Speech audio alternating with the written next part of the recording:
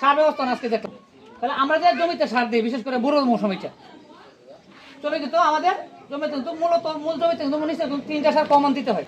DAP, MOP মানে কি potash, TAP মানে কি ফসফেট, ফসফরাস।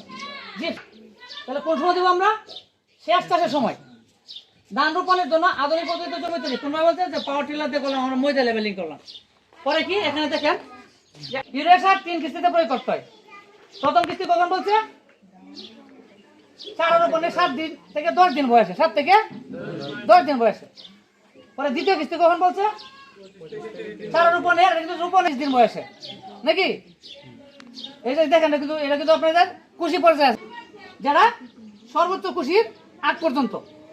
আর তৃতীয় কিস্তি যারা আমরা ইউরিয়া সার দেবো আসার আগে, মানে কি কাইস্তুর কোন সময় বলবো আমরা? যখন সর্বোচ্চ কুশি যাবে পরে কিন্তু কাইস্তুর, মানে কি আর কুশি ধান গাছ মোটা হয়ে গেছে, তখন বুঝবো কি আমাদের এটা এখন কাইস্তুরের দিকে যেতে। ইউরিয়া সার তৃতীয় কিস্তি কাইস্তুর আসার 5 থেকে 7 দিন পর্যন্ত।